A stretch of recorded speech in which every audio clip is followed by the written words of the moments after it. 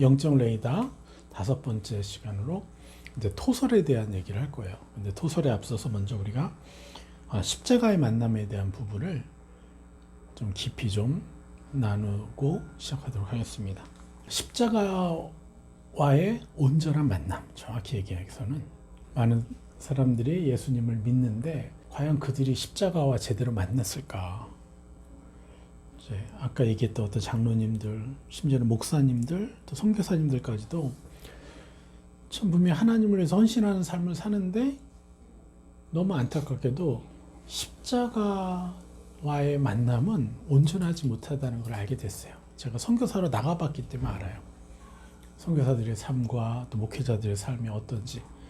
그래서 결론은 뭐냐면 십자가와 만남이 좀 애매하다. 참 애매한 십자가와의 만남이구나. 그래서 정말 그들의 삶이 온전한 방향으로 흘러가지 못하고 적당히 종교적으로 끝나는 그런 경험들이 너무 많아요. 그리고 그들의 삶 때문에 소위 말하는 그리스도인들의 리더 그룹이잖아요. 그 리더 그룹을 바라보는 교인들과 성도들과 또 세상 사람들이 또 그들을 잘못 가는 모습을 보이니까 자기들도 오해하고 자기들도 잘못 따라가는 그런 저주가 계속 임하는 거죠. 그래서 십자가와의 온전한 만남이라는 게 무엇인가에 대해서 좀 깊이 말씀드리도록 하겠습니다. 첫 번째, 2개의 라인이 있습니다. 하나는 이제 자기의예요. 이제 이건 사람이죠. 그리고 또 하나는 하나님. 그래서 자기의가 내려가고 하나님이 높아질 때, 그러니까 내 삶에, 내 생각에, 내 감정 가운데서 하나님이란 존재가 이제 의미가 있어지고 더 높은 어떤 위치를 가지고 또 내 의는 자기의 그 자존감, 자기의 이런 것들이 내려갈 때 비로소 무슨 일이 일어나냐면 만남이 시작되는 거예요. 네. 만났네. 세게 만나네. 네. 물론 앞으로 우리가 짊어질 엄청난 십자가에 비하면 굉장히 작은 일이지만 그 사람에게 있어서 인생의 스파크와 같은 거죠. 딱 이제 만나는 거예요. 아, 나는 아니구나. 내 힘으로 살 수 없구나. 내 의로는 나는 의로운 자가 될 수 없구나. 내게 하나님이 필요하군요. 그래서 비로소 하나님을 의지하려고 하는 것. 하나님이란 존재가 자기 인생에 의미 있는 존재가 될 때 저렇게 만남이 이루어지는데 중요한 거는 이게 첫사랑이라는 거예요. 하나님과 제대로 만난 게 아니에요. 여러분 첫사랑 이름이나 알고 첫사랑을 기억하시나요? 네. 네? 여기는 조금 그렇구나. 우리 때는 이름도 몰랐는데 숙소에서 말도 못 걸었는데 예, 그 정도로 사실 우리가 그 사람에 대해서 온전히 알지 못하지만 너무 정말 아름답게 사랑하고 싶은 이게 첫사랑이죠. 그러니까 모르는 거예요, 완벽하게. 근데 참 우리가 설교에 워낙 첫사랑으로 돌아가라는데 그 말이 안 되는 얘기예요, 사실은. 하나님하고 만났으면 이제 제대로 더 깊이 사귀어야죠. 첫사랑으로 만족하면 안 되는 거거든요. 그리고 또 그것도 원어도 이게 해석이 잘못되어 있는 거고 번역이. 예, 그것도 옛날에 한번 제가 설교에서 풀어드린 적이 있는데 그래서 십자가에서의 만남이 시작되는 거예요. 그래서 십자가의 만남으로 끝을 내는 게 아니에요. 한 번 만났으니까 이걸로 첫사랑으로 이렇게 살아가는 게 아니에요. 그 다음에 우리가 해야 될 의무와 하나님이 우리에게 주신 놀라운 특권과 권세가 뭐냐? 바로 이거예요. 하나님이 점점 이제 내 삶의 태양과 같이 강력한 존재가 되는 거야. 그래서 나의 길을 비치시고 나를 보호하시고 나는 그분을 더 강하게 느끼는 거죠. 그렇게 되면서 뭘 해야 되냐면 이제 첫사랑을 넘어서 진짜 하나님과 깊이 만나야 되는 거예요. 그래서 어떻게 되냐? 그런 깊은 만남을 통해서 십자가가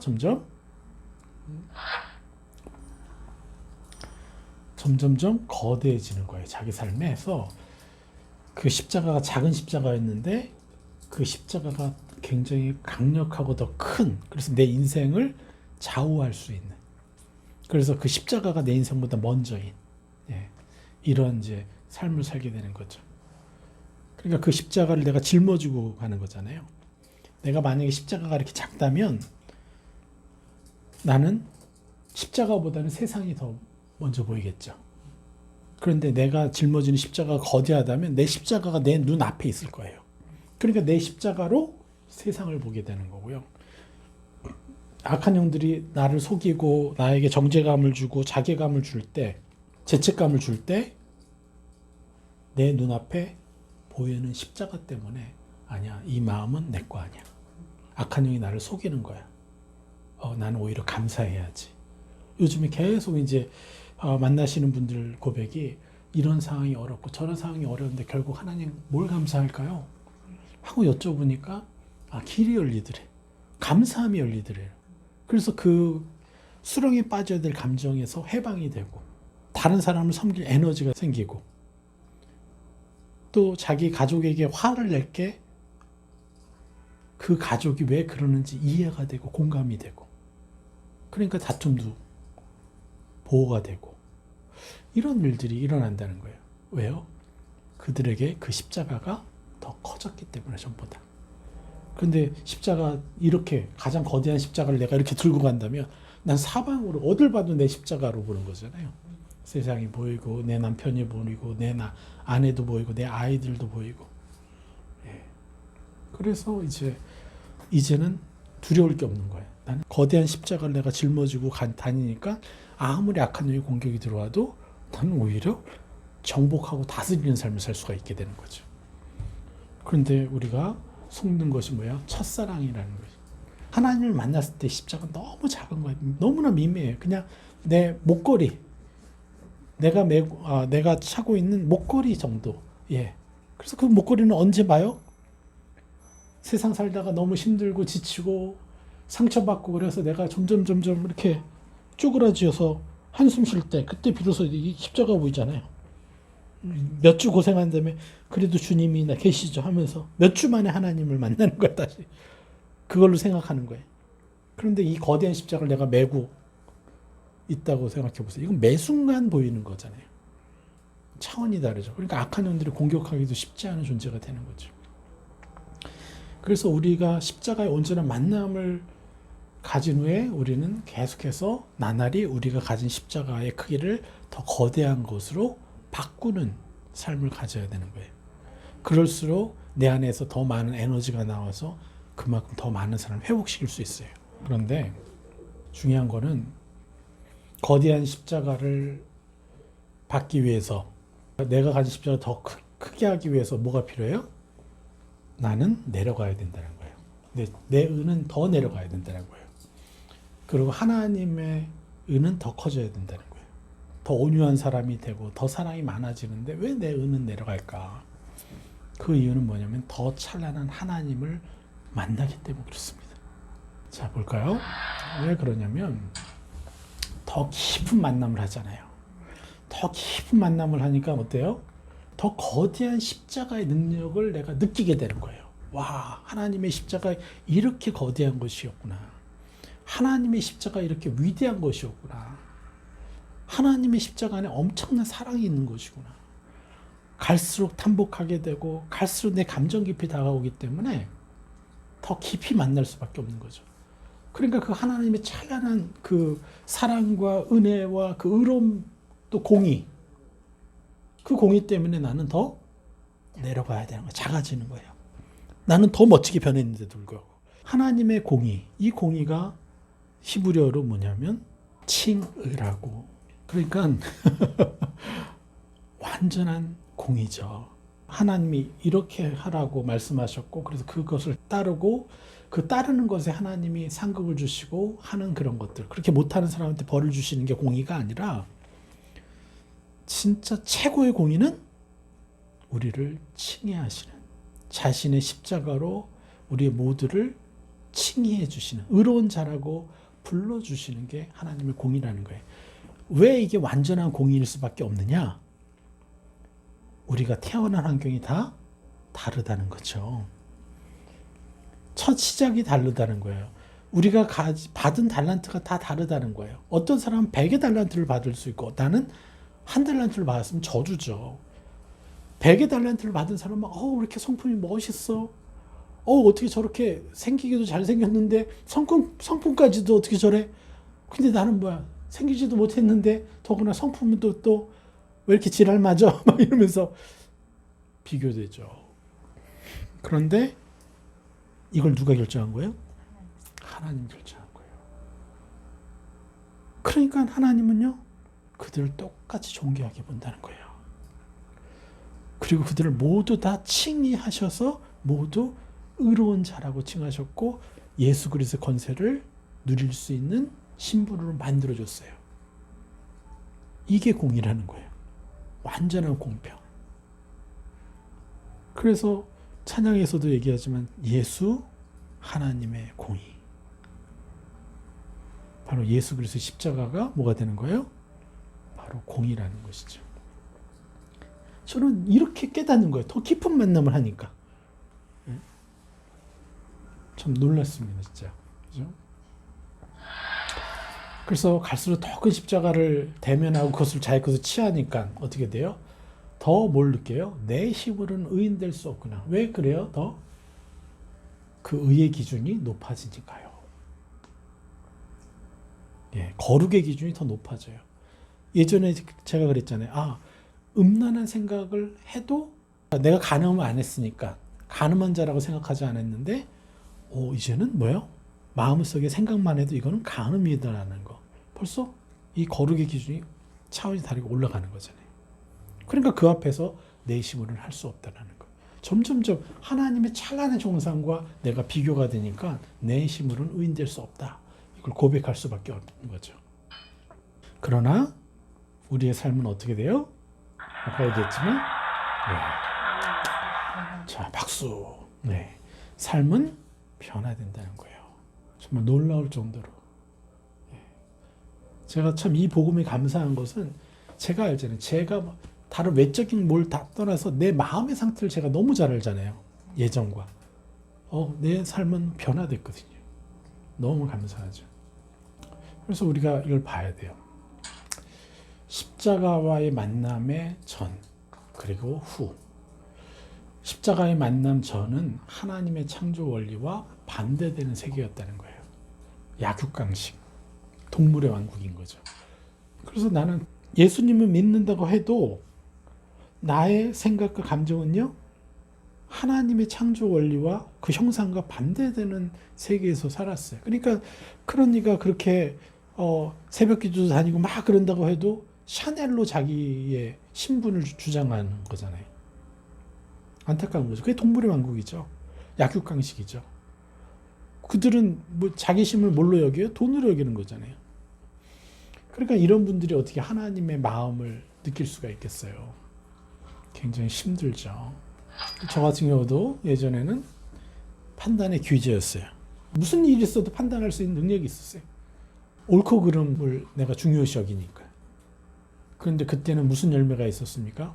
악의 열매가 있었죠. 관계는 깨어지고 나도 더럽혀지고. 그런데 판단하지 않고 이제는 뭘 해요?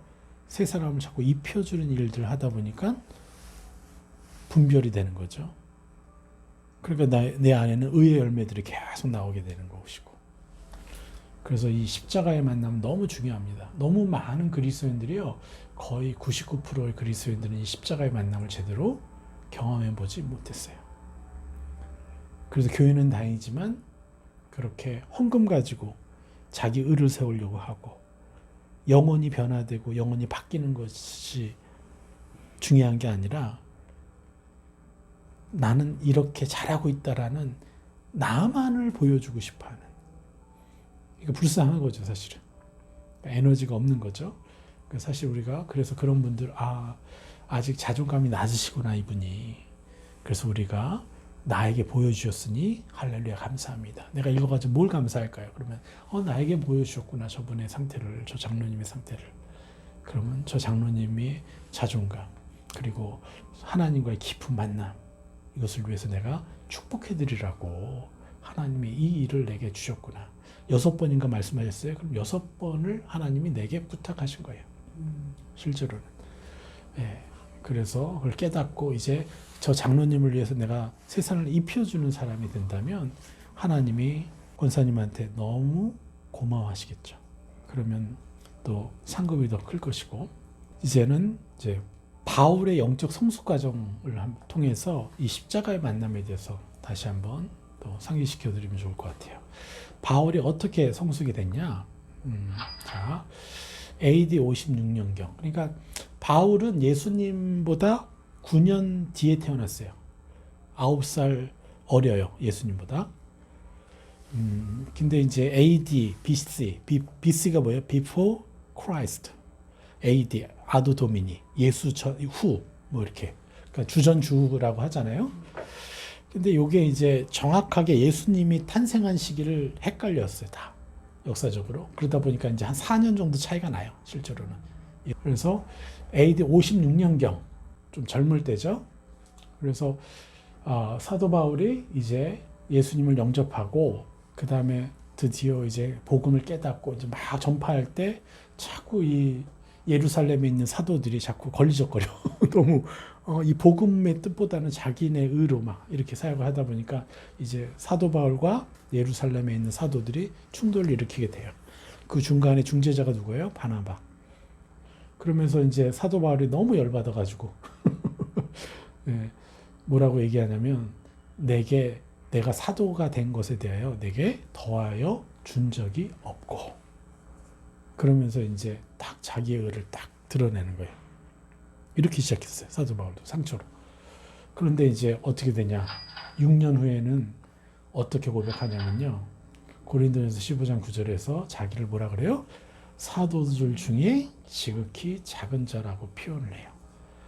자, 이건 정치적인 언어를 쓰는 게 아니에요. 그러면 안 되는 거예요. 그러면 기름 부음이 떠나가요, 사도 바울에게. 네. 그걸 누구보다도 사도 바울은 잘 알고, 저도 잘 알고 있는데요.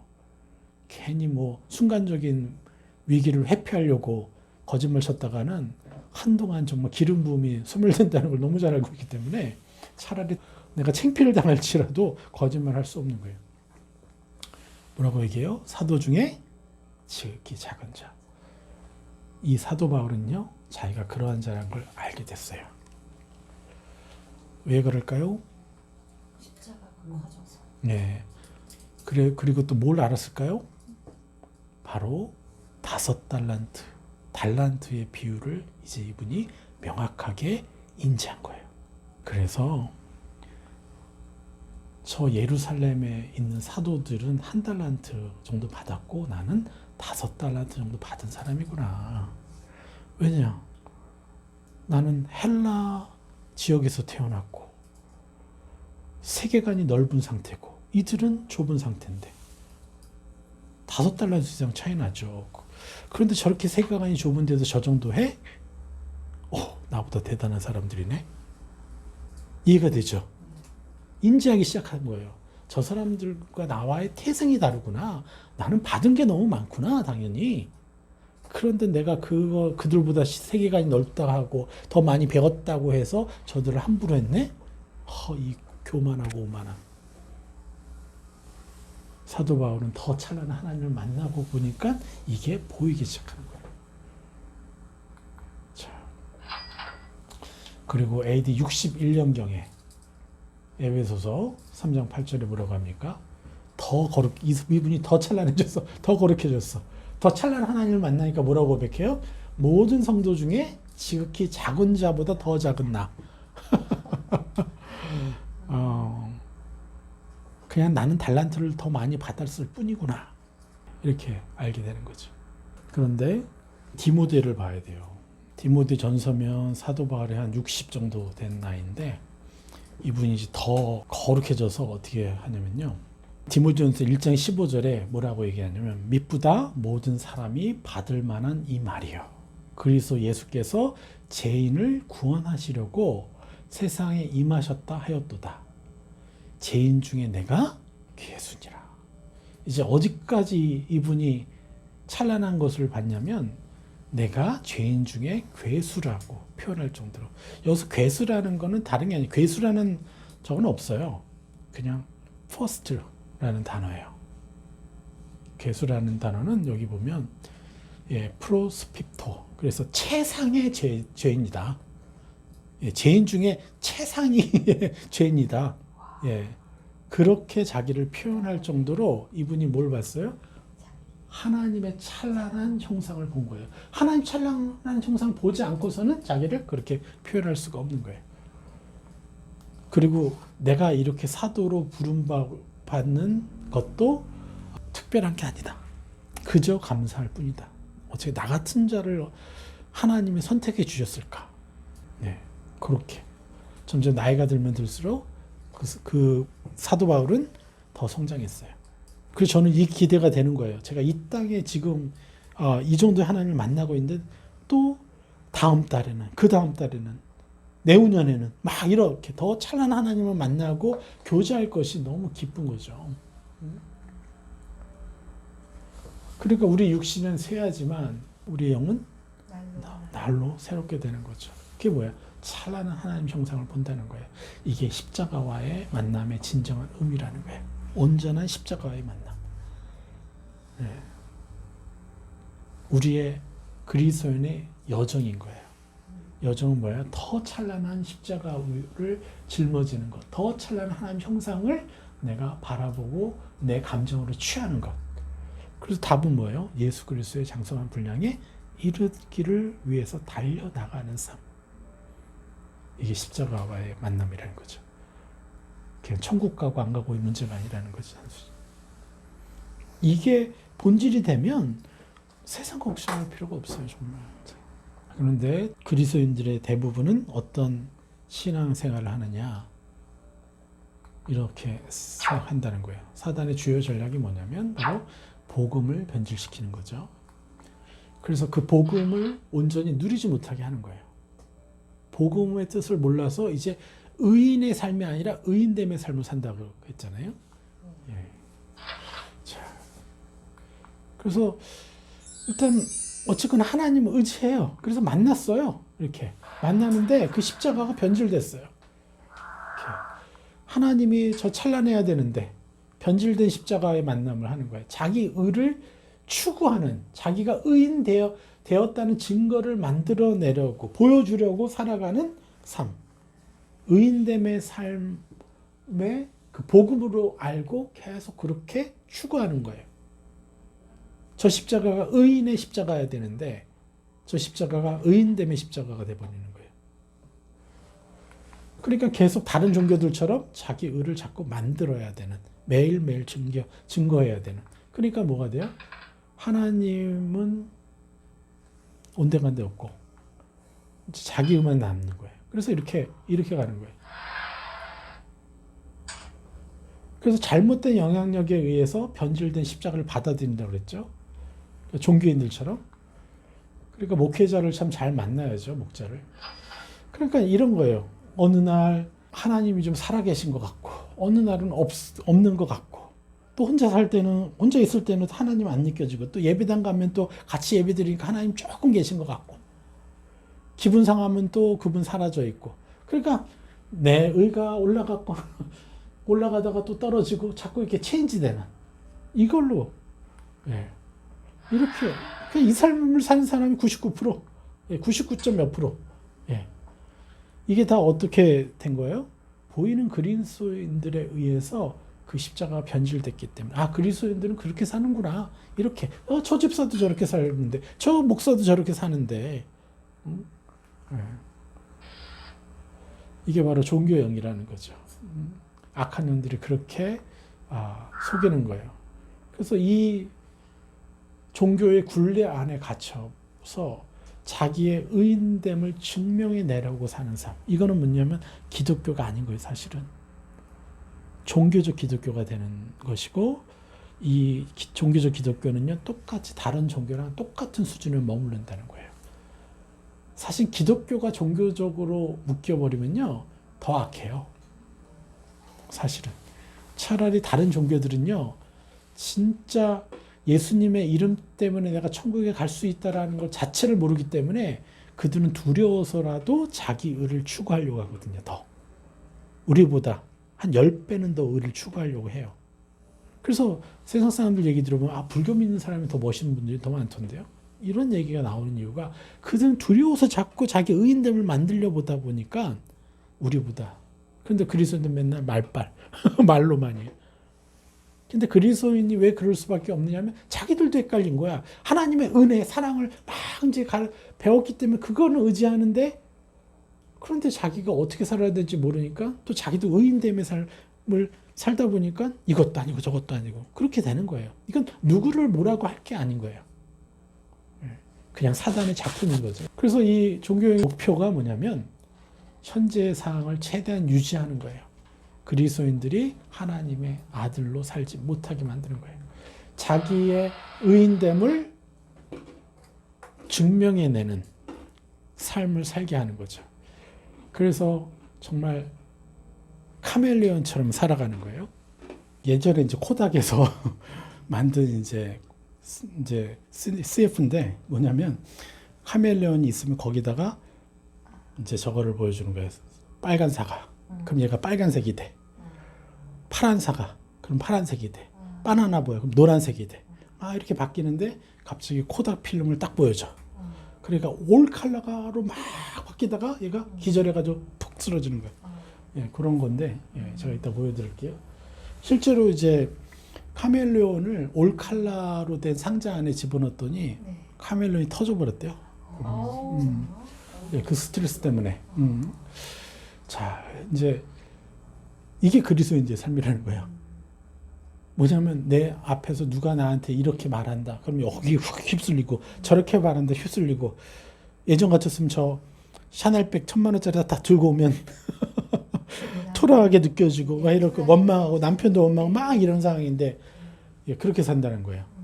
그래서 악한 영이 그 속에다 우리가 끊임없이 화전을 쏘아야 되면 그 화전에 당하게끔 공격하는 게 그래서 그런 공격에 아무런 대항도 할 수 없게끔 하는 게 종교인들의 삶이라는 거예요. 근데 정말 그리스도인이다라는 건 뭐냐면 그런 것을 예수님께 가져가서 해결해 버리는. 그러니까 카멜레온이 아니죠. 그래서 이게 얼마나 중요한 원리인지 모릅니다. 근데 너무 많은 그리스도인들 몰라요. 이걸 모르고 그냥 교회만 다니는 거예요. 너무 안타깝더라고요. 제가. 그런데 종교형은 무엇을 통해서 이렇게 현재의 상황을 최대한 유지시키고 많은 그리스도인들로 하여금 종교에 묶이게 하느냐? 무엇 때문에 그래요? 자기 십자가의 의미를 오해시키기 때문에 그래요.